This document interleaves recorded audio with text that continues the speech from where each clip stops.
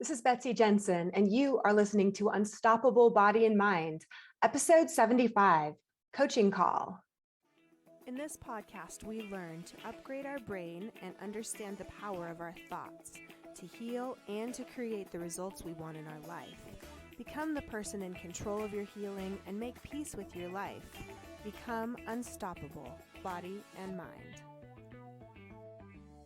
Hello, my loves. Today, I have a really fun episode. It's actually a coaching call that I did with a client this last week. I trimmed it down so that it's a little shorter and has the main points in it. But if you've been listening to the podcast, what I usually do is describe a lot of principles and concepts, and it may seem very logical when you're listening to it, but you may not really connect how to apply it in your own life. In this call, we're talking about scarcity. She noticed in another area before the clip starts that some concerns she had with her son led to scarcity thoughts about money. So that's where we start exploring. So take a listen and see how this might apply to you in some area, and see how your situation that you're dealing with right now might be similar in some ways. All right, enjoy. I have this sort of like scarcity mindset around money. That, like, even though we have plenty, I definitely do have like a scarcity mindset around it. And so like, I feel like that's also somewhere where my brain will take it. Yeah. Your brain is looking for those examples. Right. You know, it's like, oh, we were worried about this with Thomas, and now we can worry about the scarcity too, because Thomas relates to this other really big concern that we have, which is not enough money. So how could that, how could we find examples of how we won't have enough money either? Right? So it's totally just like that old programming that you're like, oh, there you are again. Scarcity. How are you feeling when you think that, when you thought that, for example? I mean, as you're telling it to me now, you're kind of like, oh, I caught that. Yeah, it's like a mixture of like anxiety, and then it's like disappointment, because I have like, I have dreams for my life that don't involve time until I'm 65. So yeah, like I have a different vision. It's like a goal that I set several years ago. Like after having the second kid, I was like, all right, I don't want to be doing this like full time. Like this is not, it's just not what I want, So, it's anxiety. Like,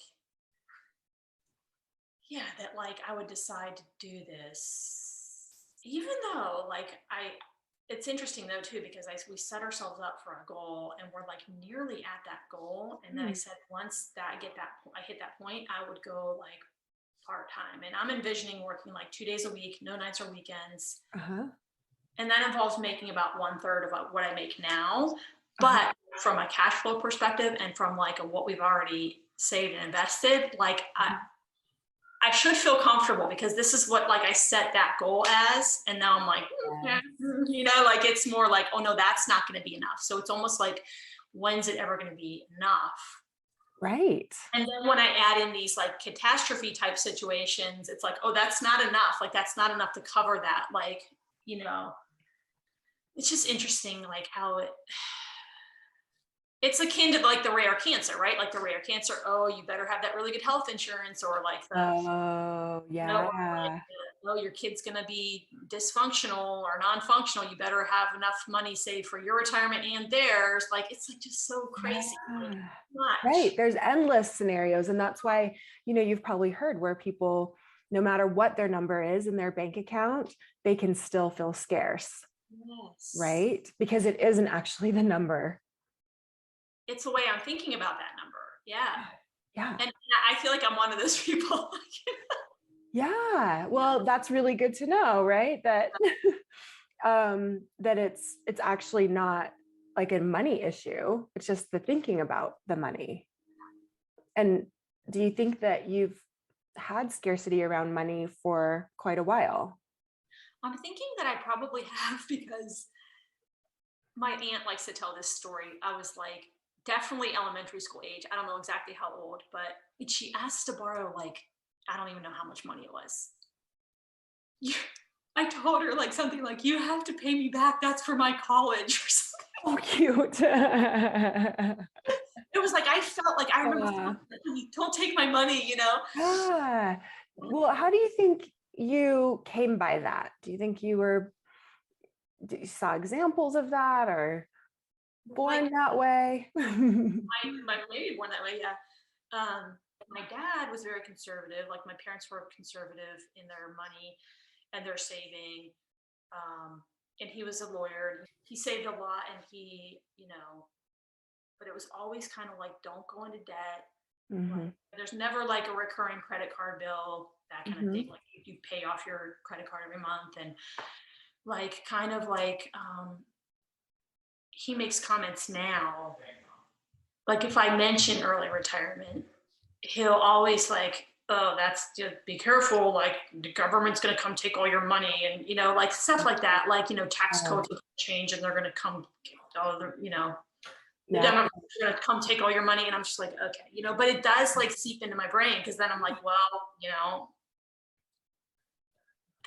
things could change and, or Yeah. inflation, like he'll talk about inflation, and it, Inflation. Yeah. yeah. So I think there's a lot of messaging from him that like, yeah, you're a doctor, you have a target on your back. And some of this is like his lawyer mindset, like Oh, totally. Yeah. Oh, that makes sense. Yeah. So yeah, that makes sense. If you're, people are coming for your money kind of thing. That's what he's, yes, yeah. right. So no matter how much you have, like you're even more of a target almost if you have more. Yeah, yeah, exactly. Yeah. Wow. Yeah. Yeah. Okay. So that makes sense. Do you Right. ever find yourself saying some of those things that you're like, oh my gosh, this is just what my parents would say? Myself, yeah, because then I'll be like, okay, well, look, right now we're in an inflationary period, and like it might get worse. The Mm, value of like that's the biggest yeah. risk of your money is like a Yeah. devaluation of your money, right? Like your money doesn't go as far, Yeah. Not even the stock market because that seems to pop back. It's like, oh, your money doesn't now. What costs $1 costs $10, so you better have 10 times as Yes. much. Like, Oh my gosh, there's limitless things that your brain can find as examples of how your money can just be devalued, even if you have more or that there's not enough. right, Yeah. right. Okay. So, what do you think it would look like to be abundant with money? Like, if that's the opposite, can you imagine what that would look like? Yeah.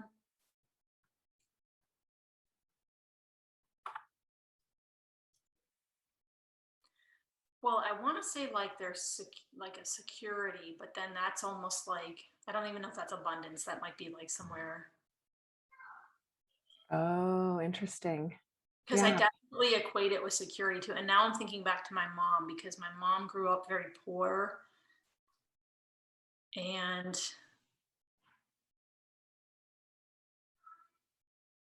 like she would tell us stories growing up like the wolf was always at the door kind Hmm. of thing. Like I remember her saying that. And she never felt secure.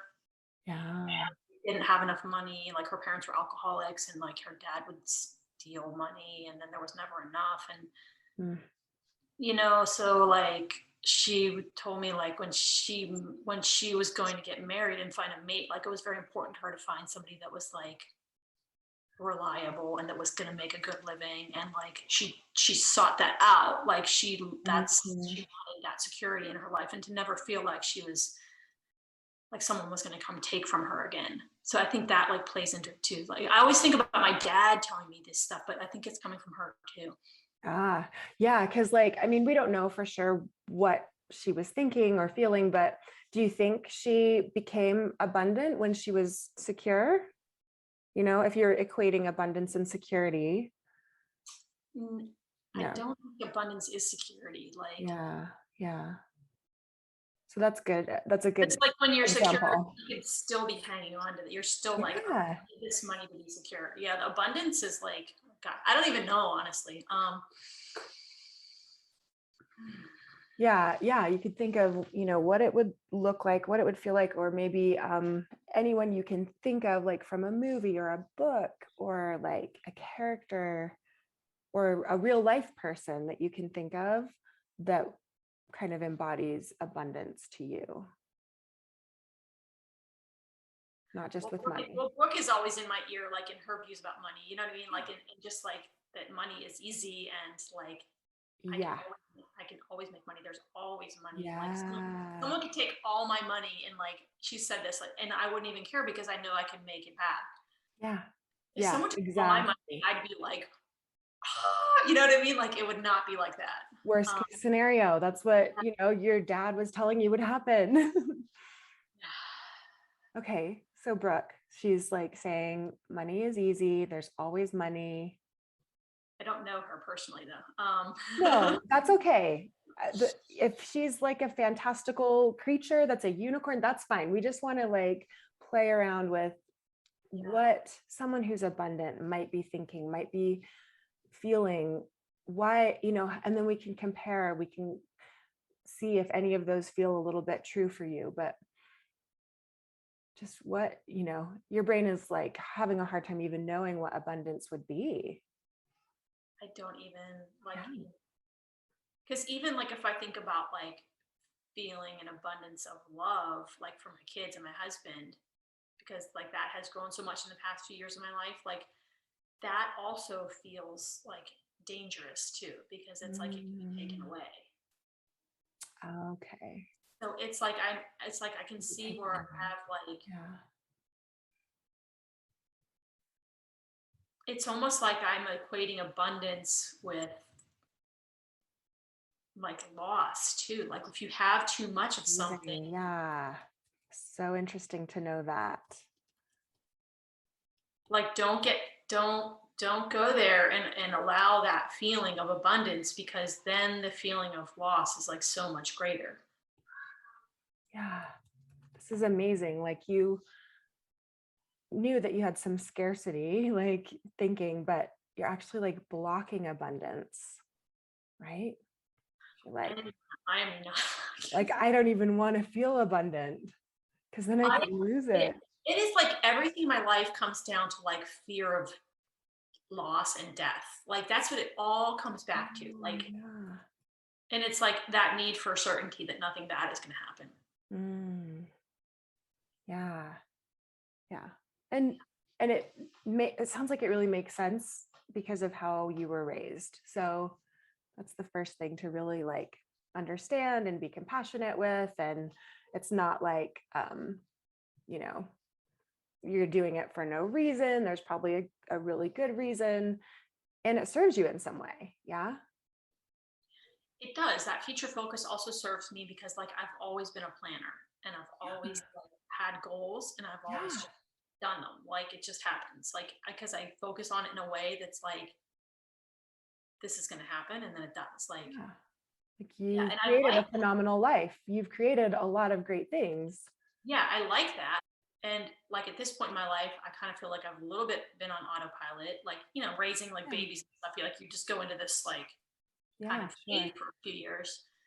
But now I'm kind of like, no, I want to kind of recreate, like it's almost like I'm looking at like the second half of my life and I'm like, okay, I want to start anew and like I have visions for how I want that to be and I want to direct those and I want to create those. So Yes.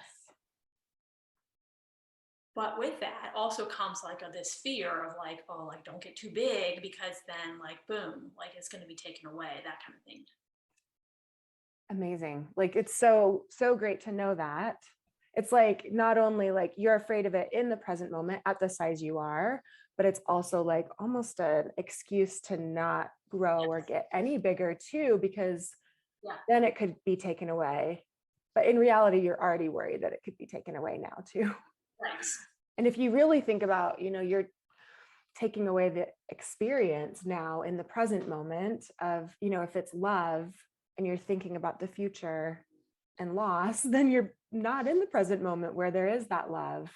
I know, and I literally thought about that walking out of the office yesterday, and I've heard it before, but it like for some reason I was like, okay, when I'm going to this like worst case scenario with Thomas, like, and I go home right now and I'm like upset and distracted and like not present with him, I'm literally missing like these moments with him now. This is the thing. I can worry about this for the next 2 years. And then Thomas, I'm going to get really morbid here, but Thomas could fall off his bike and get hit by a car and killed. And then I have spent these 2 years in like worrying about his like potential OCD, and I have been robbed of those 2 years of present moments with him, and now he's like dead. You know what I mean? Like it's like I'm literally out of the present moment. I was like, I'm not doing that. I'm going to go home. I'm not going to think about any of this other stuff for the next few hours. I'm going home to be present with the kids. Like there's no catastrophizing. There's no thinking about the coaching business. I can't help you for the next few hours with your website. Like Yeah. that, all I'm doing is I'm going home and I'm going to be with him. Like that's it. So good. That's so good. So being mindful, being present, like we could even tie this back to the scarcity and abundance. Yeah. Like when we talked about catastrophizing and mindfulness being the opposite of catastrophizing, and I think of scarcity as kind of catastrophizing. It is, right? I just came up with that analogy as we were talking. Really good. Because the way you were talking about it, I was like, that does sound like kind of catastrophizing, going to the worst case scenario, not really reflecting the whole truth, Yeah. kind of emphasizing a certain part. But what if, to keep with that analogy, like mindfulness is like, being present and abundance, like seeing what is there. A lot of abundance is noticing that your needs are met, like you have what you need in the present moment. It's not a way of thinking of it as like this is so much and it's going to be taken away. It's like this is what I have. Like just like you said, this is what I have right now. It's all I need. It's like so great. Yeah, I've never thought of abundance that way, related to time, like presence or future, but for sure scarcity has that kind of like, This is your next podcast, scarcity and I abundance. know. Because that scarcity, it is going to the future, and it is like saying, oh, this is the worst thing that could happen. So I can't stop what I'm doing now because that's like the worst thing. Yeah, That's so, oh my gosh, I know, that's so cool. Yeah, it's like you could have, like your example, you have money in the bank, but instead of seeing the numbers that are there and like you're about to hit your goal that you set, that you knew, or at that time you thought would make you feel secure, which is so, amazing that you're like literally at that point where you're like, okay, now I'll feel. It's like the people who lose weight, and then they get to that weight and they're like, nah, I'm still not happy. So scarcity is, I love how it's tying it all back together too, because it's related to, this catastrophic thinking, which is related to pain and anxiety. it is because yes, it is. It's all like, it's so crazy, right? It makes sense now to me totally why my mom has chronic pain. I mean, I know why she like, Oh my gosh. It's that pain catastrophizing. It's crazy. like she's over there on her GERD medicines and Oh she my can't gosh. sleep and she's got fibromyalgia and Oh yeah. her hips hurt, and I'm like, oh mom, but my parents are fine. Like they're good, and they're Yeah. have a home still, and they have like everything they need, and they Have they have always like had a home and yes, they've always had a home. okay, had food and clothing? Yes, and they Okay, have that's good. money and like all that's fine. Yeah. So yeah. What are your thoughts? I like the thought like I will always have everything I need Yeah. because it's like I will. Yeah. Like even if the worst thing would happen, like we'll have what we need. Like I'll always have what I need. Yeah. Yeah. That is a beautiful one. Because especially if you can practice receiving, you'll know that you can always have everything you need because, if you like somehow lost all of your money, someone took all of your money, but then, like your parents loaned you some money or you know what I mean? Yes. Yeah, we have parents that have things to give us. Yeah. Yeah. So Yeah, we have friends. Like, yeah. Plus, then I always just discount my husband's salary. I act as if I'm like not like married. I'm like I act like this. It's like always. It's just like all on me oh, fascinating. because he Yeah. does job. Like, you know, How are you feeling in your body right now? more like relaxed and more like oh, just like a more. It's not. It's more relaxed, but it's like this. It's this weird place where I'm like kind of settling into like a new almost awareness. Like it's like, Mm-hmm. but there is like I'm still there is still some tension because I'm like Mm. it's almost like I'm fighting the. Oh, It's okay. almost like I'm like no, like that's a possible new way to think about it, and I could be like super relaxed, but like I don't want to. Like it's almost like I'm not letting myself go there. Mm-hmm. Like almost like like I like this way of thinking about it. Like don't take away my old sort of belief system. I'm almost like yeah, like on guard. Why do you think that might be? We just try to kind of understand it. It has to be because like our beliefs serve us in a way, right? Like they keep us. They feel important. Yeah. And like safe. Yeah, I think like this is my default way of being, like safety, Yeah. preventing the bad things from happening. Of course, like probably the past year just heaps on top of that with all the uncertainty around health. Yes. And then I read this article that this is the perfect setup for, escape variants like that are going to evade the current vaccines, because now you've got COVID circulating in vaccinated people. And so that's the perfect opportunity for it to mutate. So as you're talking about this, how are you feeling in your body now? Super anxious. Like, Yeah. What does that feel like? Where do you feel it? What do you feel? I feel like tight in my chest. I feel it in my left hamstring butt. I Oh, feel it in interesting. my jaw. I feel it in my shoulders. Everything is like, Mm-hmm. Yeah. and I'm like, here we go. Like and then I go to the worst case scenario with that. A few months or 6 months from now, we're going to be back to where we were. This is going to happen, like, of course it's going to happen. Like, And your brain's looking for the evidence of how it's going to happen. And, it's like your brain actively looks for those things. Yeah. yeah. And I'm literally imagining the virus in people's vaccinated bodies, like mutating. Like I'm literally seeing it, like, Okay. So you're creative. You have a big imagination. There might be a more helpful way when you're noticing, your brain going there. What do you think? If you just kind of ask yourself, or maybe you've had experiences in the past where you've been able to kind of switch the channel, or calm yourself. this is where this is where I think more of the like physical, like dropping into the body and like the mindfulness can come into play. And like I don't have a strong practice of doing that. Like I don't Okay. haven't set that up. So I think I need that. Okay. That's a thought, but I do think I need that. Anyone who's like ratcheted, like if their nervous system is out of control, you're not doing your best thinking anyway, right? Like if we can get your kind of right? Like I want that as a goal. I need that as a thought, right? So I'm just I yeah, want that in my life. yeah. I would bring that into my life.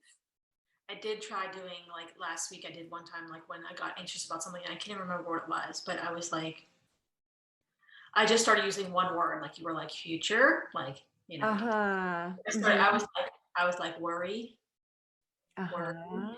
Yeah. I'm like future worry, and then I started like just doing that, and I was like, and then I was like, this is how this is how it feels in my body, Yeah. and I just started breathing into it, and like that did help. It brought me back to like the present. So I do, yeah, I again, I need to do more of that. Here's how I see it.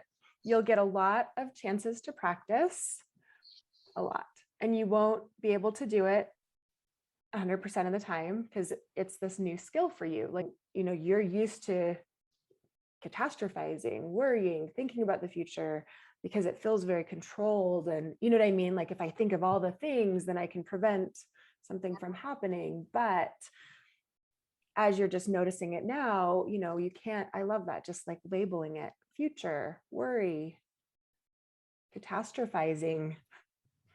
Yeah, it's really interesting, like the awareness that has come to me just in the last week about all the like almost just the different ways that I catastrophize. Like, Yeah. yeah, not just about Yeah. health, but like money and everything. Like, What does it feel like in your body when you're being more present or more mindful? Or I love the feeling of abundance. I don't know if you've ever like really felt like, oh, just like have everything in this moment. I mean, I think that's a good one to practice. Like that, I don't think I've done that like very often. Yeah. Oh, I love practicing it. I can remember like a few times feeling that. Like it was probably it was a while ago now, maybe 6 months ago or something, and we were like laying out on the front grass there, and like we had a blanket out, and like the four of us were just like laying there, just looking up at the sky, and Mm-hmm. everyone was super like in the present moment. Mm-hmm. Like this is amazing. Like you know what I mean? It was just like this is it, right? Like this is it. Like Why don't that. you like close your eyes and imagine that, and just like tell me what your body feels like when you like what you feel in your body and where.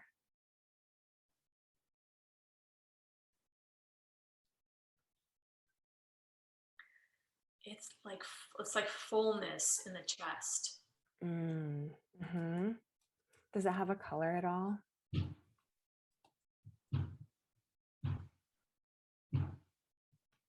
I want to say blue, but I don't know if that's because I was imagining the sky. But like, Oh, uh-huh. um, What if you imagine like breathing into your chest and like expanding it out and like breathing in more and more abundance every time?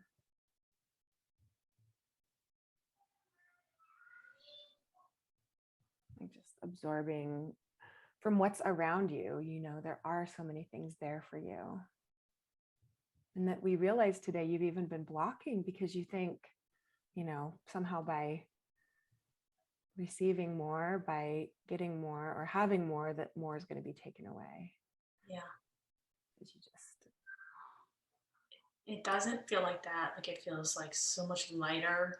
mm, It's like full and light at the same time. Like it's, mm-hmm, mm-hmm, and then the mind is calm. Like mm-hmm, it feels calm.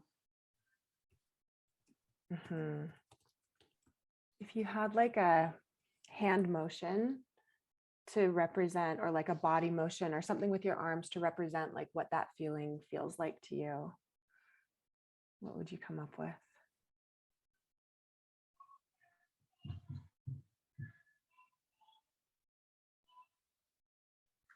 Maybe just like putting your hand on your heart. Like Ah, I love that. Yeah. Can't remember. There's some study. I think it was, I think putting your hand on your heart recreates the hormones that you get from a hug. So, and that's actually where I feel abundance too, is in my chest there. And I do, abundance and gratitude seem very similar to me. I imagine it like this gold, like Glennon Doyle calls it like this liquid gold. And I'm like, yes, liquid gold. So you can practice the emotion of abundance.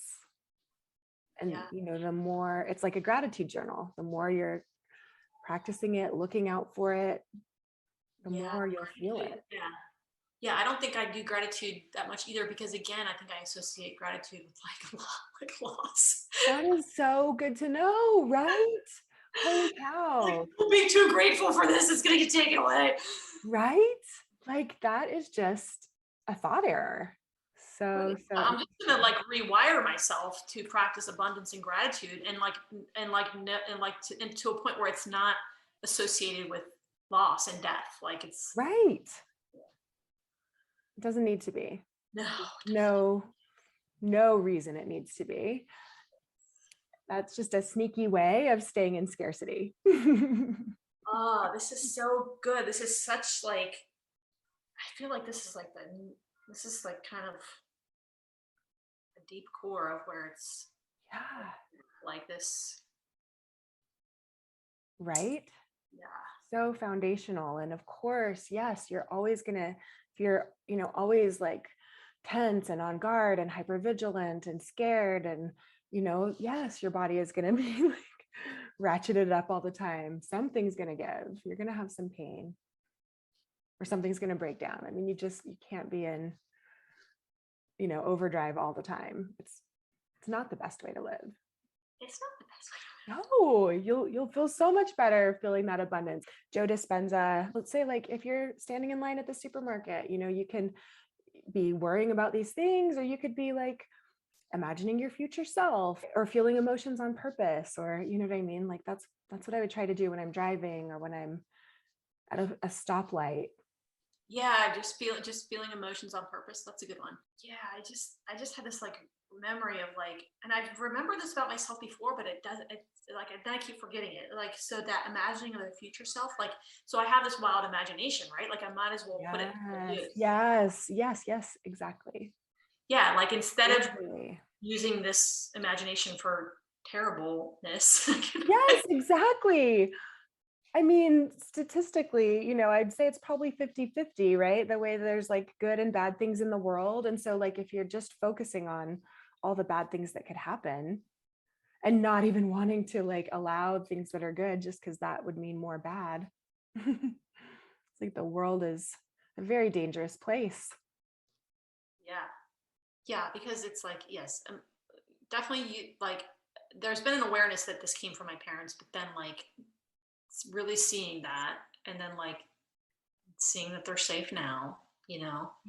like just knowing that like this is where my mind goes. It's just been wired to do that. Yes.